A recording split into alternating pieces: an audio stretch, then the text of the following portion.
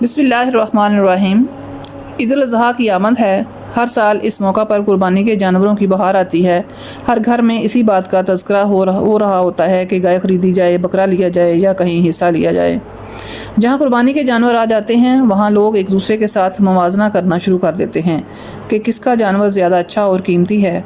جو لوگ مہنگے جانور خرید کر لاتے ہیں وہ بڑے فخر سے اپنے جانوروں کی نمائش کرتے ہیں، جبکہ کمزور جانوروں کے مالک ان کی قیمت زیادہ بتا کر اپنا بھرم رکھتے ہیں۔ غرض مقابلہ بازی کی ایک فضا ہر جگہ طاری ہو جاتی ہے۔ جو لوگ قربانی کی استطاعت نہیں رکھتے ان کا غم صرف اتنا ہوتا ہے کہ وہ اس مقابلے سے باہر کیوں ہیں، یا پھر یہ کہ اس موقع پر گوشت کی خود کفالت میں وہ دوسروں کے محتاج ہوں گے۔ جانوروں کی خریداری کے بعد گھر کے مردوں کی اگلی فکر کسائی کی تلاش اور قربانی کے دن اس کی دستیابی کو یقینی بنانا ہوتا ہے، جبکہ خواتین کے سامنے قربانی کے بعد گوشت کی جمع و تقسیم اور پھر اس کے پکانے کے تھکا دینے والے مراحل ہوتے ہیں۔ بچے جانوروں کو گھمانے اور کھلانے پلانے میں مگن رہتے ہیں۔ ان کے اس شوق کا منتہائی کمال عید کے دن ذبح ہوتے جانوروں کا نظارہ ہے۔ غرض یہ کہ عید الاضحیٰ کے موقع پر دین اسلام کی یہ عظیم عبادت لوگوں میں اگر کسی پہلو سے اہم ہے تو وہ محض جانور اور ان کے گوشت کے حوالے سے ہے۔ دین کے حوالے سے اگر کوئی بات زیر بحث آتی ہے تو وہ قربانی کی عبادت کا تاریخی پس منظر اور اس کے فقہی مسائل ہیں۔ دین اسلام میں قربانی کی حیثیت ایک عبادت کی ہے، اور دین خداوندی میں عبادات کی حقیقت یہ ہے کہ ان کے ذریعے سے بندہ اپنے پروردگار کے ساتھ اپنے تعلق کی یاد دہانی حاصل کرتا ہے۔ چنانچہ قربانی کی یہ عبادت اور بندہ اور اس کے رب کے درمیان تعلق کا وہ مظہر ہے جسے سر عنوان بنا کر وہ اپنے مالک کی خدمت میں اپنا یہ پیام بندگی بھیجتا ہے: اے پروردگار، آج میں ایک جانور تیرے نام پر ذبح کر رہا ہوں۔ اگر تیرا حکم ہوا تو میں اپنی جان بھی اسی طرح تیرے حضور میں پیش کر دوں گا۔ دراصل اس دنیا میں بدنی اور مالی عبادات کے مواقع نماز و انفاق وغیرہ کی صورت میں کثرت سے سامنے آتے رہتے ہیں، جس سے ہم اپنے پروردگار کے ساتھ اپنے تعلق کی یاد دہانی حاصل کرتے اور اسے زندہ کرتے ہیں۔ تاہم خدا کے لیے جان دے دینا اسلام یعنی اپنے آپ کو خدا کے حوالے کر دینے کا سب سے بلند مقام ہے، اور اس کے مواقع شاذ و نادر ہی زندگی میں آتے ہیں۔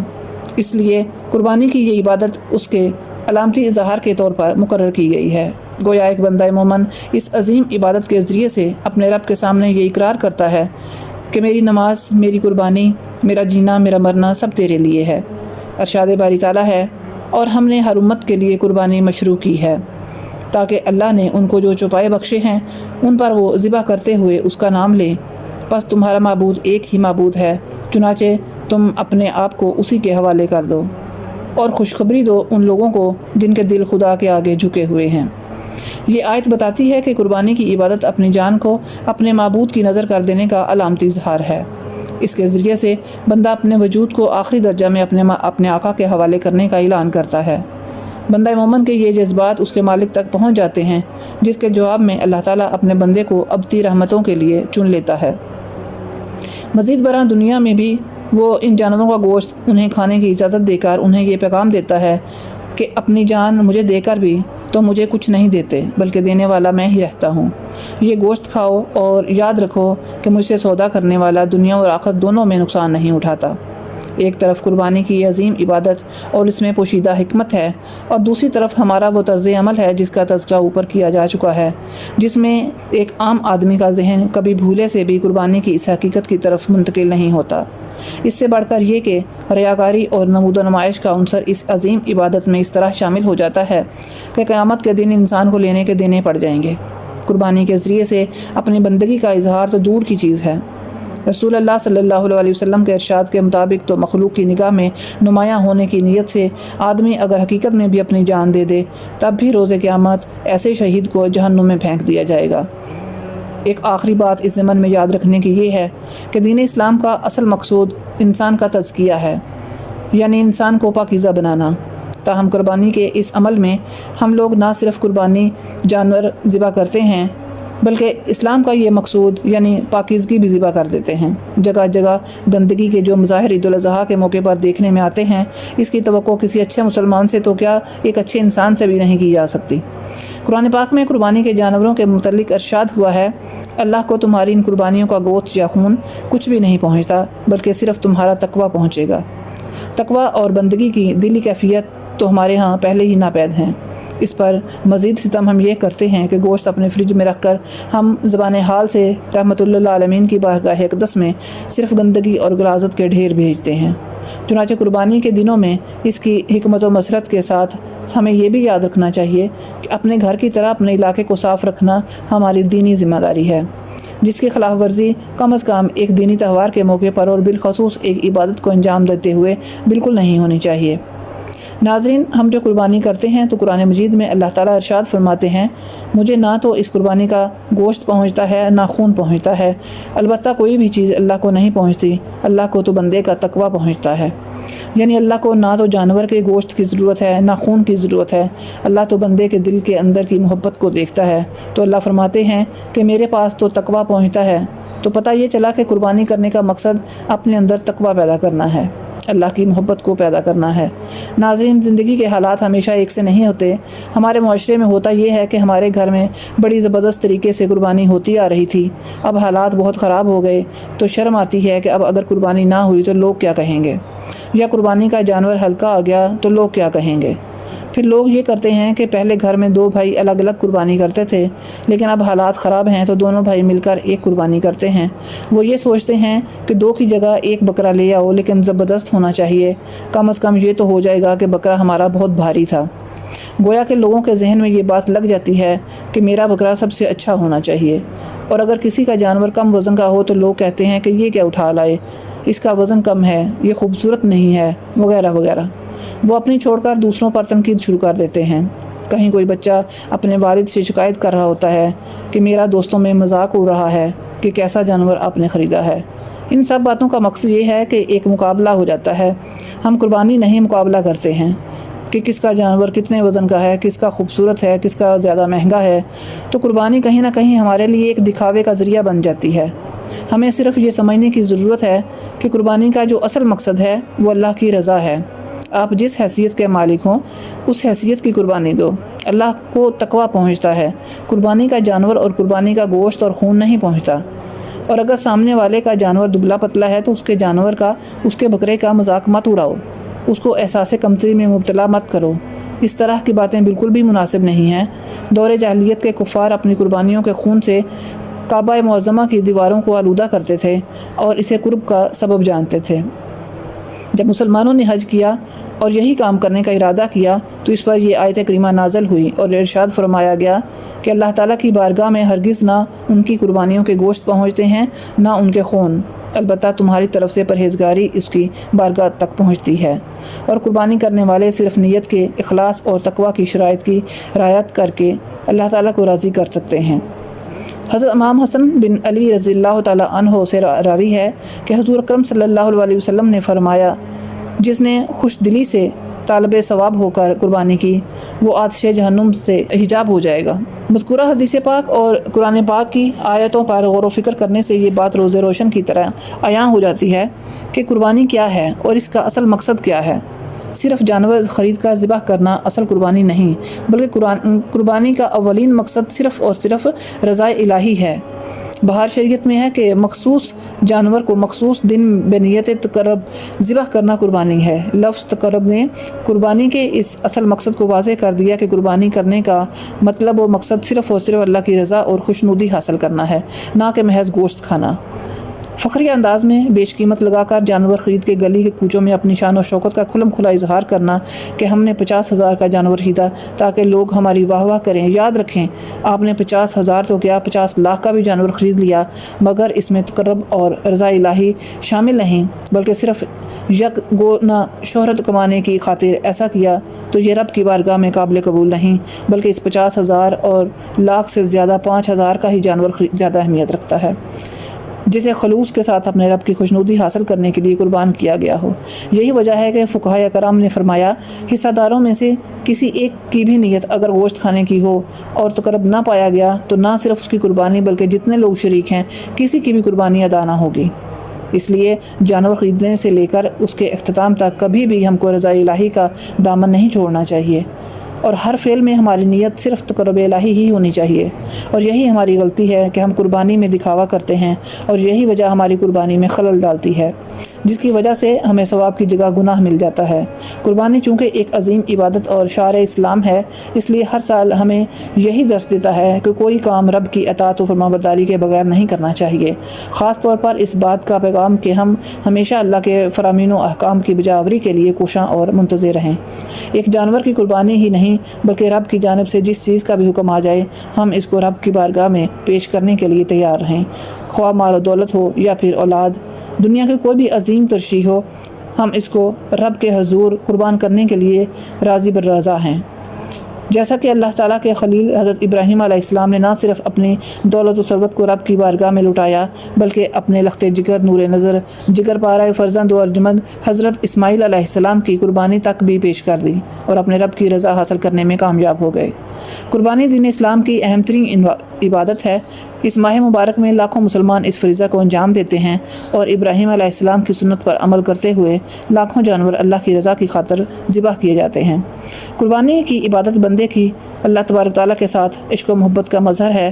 ہونا یہ چاہیے تھا کہ بندہ خود اللہ تبارک تعالیٰ کی رضا اور خوشنودی حاصل کرنے کے لیے اپنی جان کا نذرانہ پیش کرتا، مگر اللہ تبارک تعالیٰ کی رحمت ہے کہ اللہ تعالیٰ نے جانوروں کو ذبح کرنا اس کے قائم مقام قرار دے دیا، اور جس شخص کو بھی اللہ تعالیٰ نے مالی وسعت عطا فرمائی وہ شخص قربانی کرنا اہم دینی فریضہ سمجھتا ہے، اور بہت بد نصیب ہے وہ آدمی کہ جو باوجود مالی وسعت کے اس عظیم عبادت سے محروم رہے۔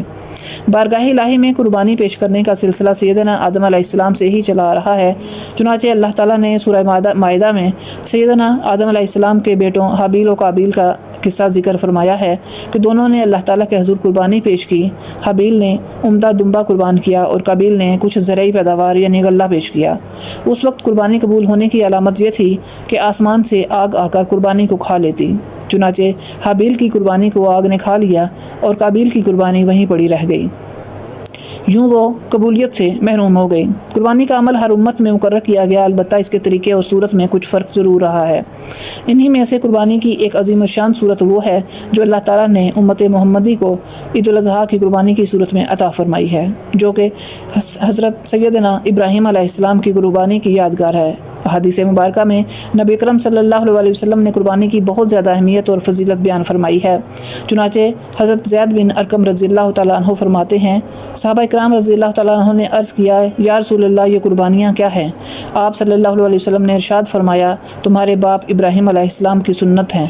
صحابہ اکرام رضی اللہ تعالیٰ عنہ نے عرض کیا، یا رسول اللہ ان میں ہمارے لیے کیا ثواب ہے؟ فرمایا، ہر بال کے بدلے ایک نیکی ہے۔ عرض کیا، اور اون میں؟ فرمایا، اس کے ہر بال کے بدلے بھی ایک نیکی ہے۔ اس حدیث میں نبی اکرم صلی اللہ علیہ وسلم نے قربانی کرنے کا کتنا عظیم ثواب بیان فرمایا ہے کہ جانوروں کے بالوں کے برابر، جو کہ گننا ناممکن ہے، بندے کو اللہ تبارک تعالیٰ نیکیاں عطا فرماتے ہیں۔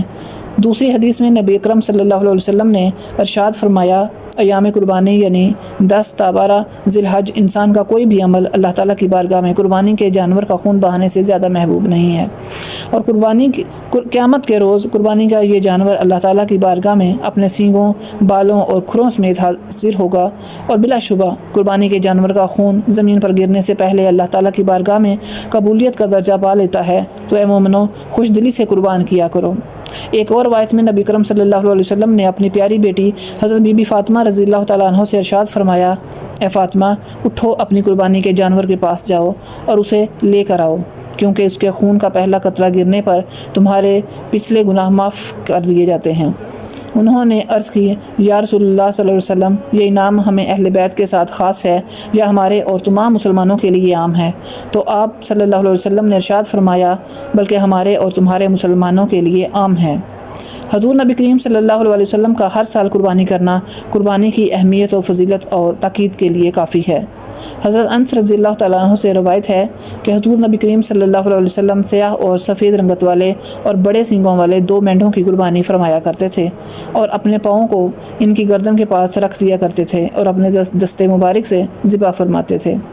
قربانی کے عمل کی اہمیت کا اندازہ اس سے بھی بخوبی لگایا جا سکتا ہے کہ حضور نبی کریم صلی اللہ علیہ وسلم نے حجۃ الوداع کے موقع پر ایک وقت میں 100 اونٹوں کی قربانی فرمائی۔ ایک اور روایت میں ہے کہ نبی کریم صلی اللہ علیہ وسلم نے خود اپنے دستے اقدس سے 100 میں سے 63 اونٹوں کو ذبح کیا، جبکہ باقی کے لیے حضرت علی رضی اللہ تعالیٰ عنہ کو ذبح کرنے کا حکم فرمایا۔ قربانی کے 3 ضروری مسائل ہیں جو ہر مسلمان کو معلوم ہونے چاہیے۔ یہ مسائل پتہ نہ ہونے کی وجہ سے بعض مسلمان جو قربانی کرتے ہیں پھر بھی گناہگار ہوتے ہیں، اور بعض مسلمان یہ سمجھ کر قربانی نہیں کرتے کیونکہ میرے اوپر فرض ہی نہیں ہے تو وہ گناہگار ہوتے ہیں، اور بعض لوگ بڑی غلط فہمی کا شکار رہتے ہیں۔ اسی لیے یہ قربانی کے کچھ ضروری مسائل ہیں۔ نمبر 1، بعض لوگ پورے گھر کے افراد کی طرف سے صرف ایک بکرا قربان کرتے ہیں، حالانکہ بسا اوقات گھر کے کئی افراد صاحب نصاب ہوتے ہیں اور اس وجہ سے ان سب پر قربانی واجب ہوتی ہے۔ ان سب کی طرف سے الگ الگ قربانی کی جائے۔ ایک بکرا جو سب کی طرف سے کیا گیا کسی کا بھی واجب ادا نہ ہوا کہ بکرے میں ایک سے زیادہ حصے نہیں ہو سکتے۔ نمبر 2، بڑے جانور مثلاً گائے، بھینس اور اونٹ میں 7 قربانیاں ہو سکتی ہیں۔ نمبر 3، دوسرے کی طرف سے قربانی واجب ادا کرنے کے لیے اجازت لینا ضروری ہے، ورنہ دوسرے کی طرف سے قربانی ادا نہیں ہوگی۔ اگر کسی جگہ پر اپنے متعلقین کی طرف سے قربانی کرنے کی عادت اور رواج ہے تو اس صورت میں اجازت لینا ضروری نہیں، بغیر اجازت کے بھی قربانی ہو جائے گی۔ نمبر 4، قربانی کے وقت میں قربانی کرنا ہی لازم ہے، کوئی دوسری چیز اس کے قائم مقام نہیں ہو سکتی۔ مثلاً بجائے قربانی کے بکرا یا اس کی قیمت صدقہ و خیرات کر دی جائے، یہ ناکافی ہے۔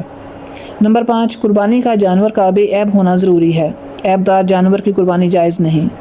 قربانی کا جانور اپنے ہاتھ سے ذبح کرنا افضل ہے، اگر خود ذبح نہ کر سکتا ہو تو کسی اور سے بھی ذبح کروا سکتا ہے۔